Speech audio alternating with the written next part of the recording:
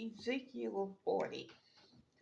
On April 28th, during the 25th year of our captivity, 14 years after the fall of Jerusalem, the Lord took hold of me. In a vision from God, He took me to the land of Israel and set me down on a very high mountain. From there, I could see toward the south what appeared to be a city.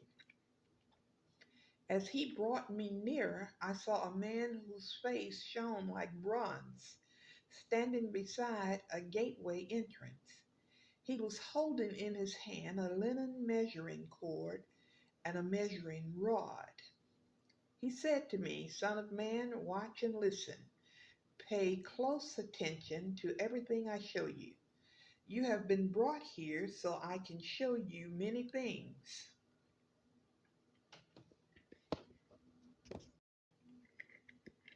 Then you will return to the people of Israel and tell them everything you have seen." I could see a wall completely surrounding the temple area.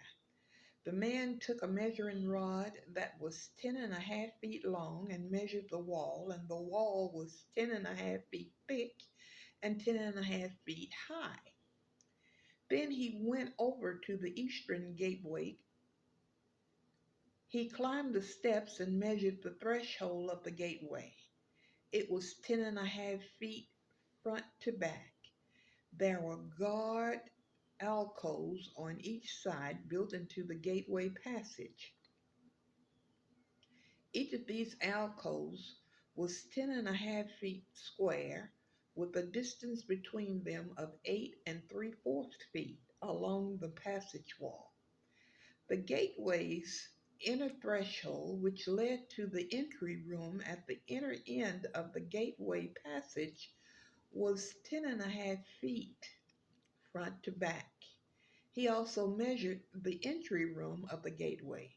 It was 14 feet across with supporting columns 3.5 feet thick. This entry room was at the inner end of the gateway structure facing toward the temple. There were 3 guard alcoves on each side of the gateway passage. Each had the same measurements, and the dividing walls separating them were also identical. The man measured the gateway entrance, which was 17.5 feet wide at the opening and 22 3/4 feet wide at the gateway passage. In front of each of the guard alcoves was a 21-inch curve. The alcoves themselves were 10.5 feet on each side. Then he measured the entire width of the gateway, measuring the distance between the back walls of the facing guard alcoves. This distance was 43 3/4 feet. He measured the dividing walls all along the inside of the gateway up to the entry room of the gateway. This distance was 105 feet. The full length of the gateway passage was 87.5 feet from one end to the other. There were recessed windows that narrowed inward through the walls of the guard alcoves and their dividing walls. There were also windows in the entry room. The surfaces of the dividing walls were decorated with carved palm trees. Then the man brought me through the gateway into the outer courtyard of the temple. A stone pavement ran along the walls of the courtyard, and 30 rooms were built against the walls, opening onto the pavement. This pavement flanked the gates and extended out from the walls into the courtyard the same distance as the gateway entrance. This was the lower pavement. Then the man measured across the temple's outer courtyard between the outer and inner gateways. The distance was 175 feet. The man measured the gateway on the north, just like the one on the east. Here too there were three guard alcoves on each side with dividing walls and an entry room. All the measurements matched those of the east gateway. The gateway passage was 87.5 feet long and 43 3/4 feet wide between the back walls of facing guard alcoves. The windows, the entry room, and the palm tree decorations were identical to those in the east gateway. There were 7 steps leading up to the gateway entrance, and the entry room was at the inner end of the gateway passage.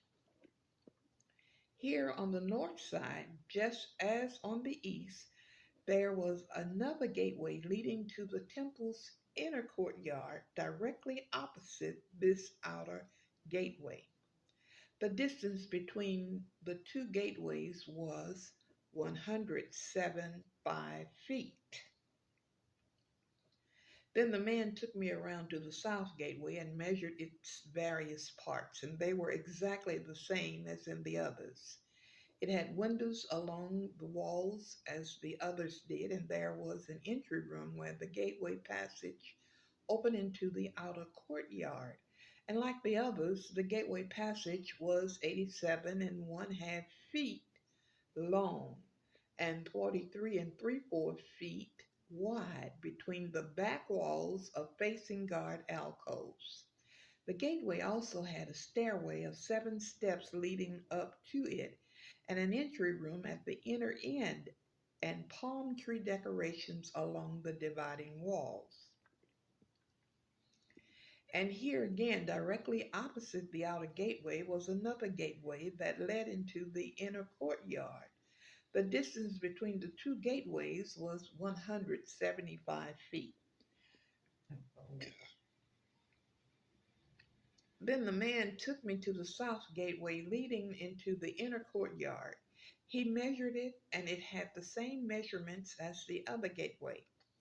Its guard alcoves, dividing walls, and entry room were the same size as those in the others.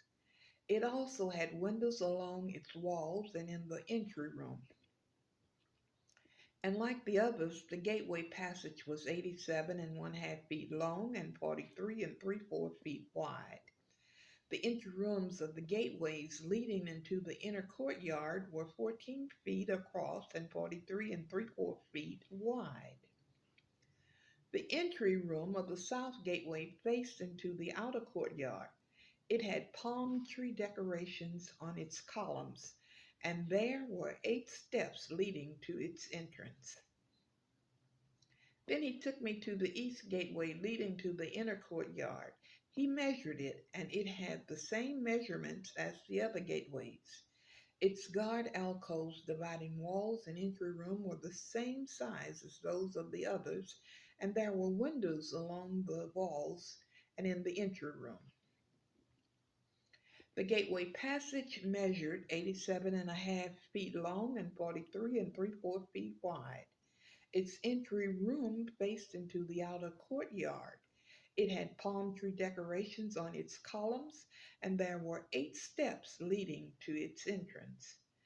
Then he took me around to the north gateway leading to the inner courtyard. He measured it, and it had the same measurements as the other gateways. The guard alcoves, dividing walls, and entry room of this gateway had the same measurements as in the others and the same window arrangements. The gateway passage measured 87.5 feet long and 43 3/4 feet wide. Its entry room faced into the outer courtyard, and it had palm tree decorations on the columns. There were 8 steps leading to its entrance.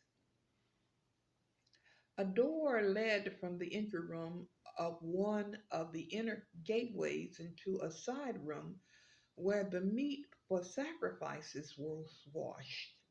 On each side of this entry room were 2 tables where the sacrificial animals were slaughtered for the burnt offerings, sin offerings, and guilt offerings.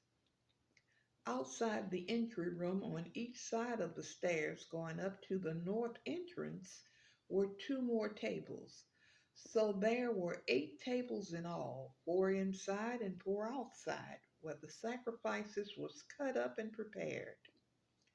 There were also 4 tables of finished stone for preparation of the burnt offerings, each 31½ inches square and 21 inches high. On these tables were placed the butchering knives and other implements for slaughtering the sacrificial animals.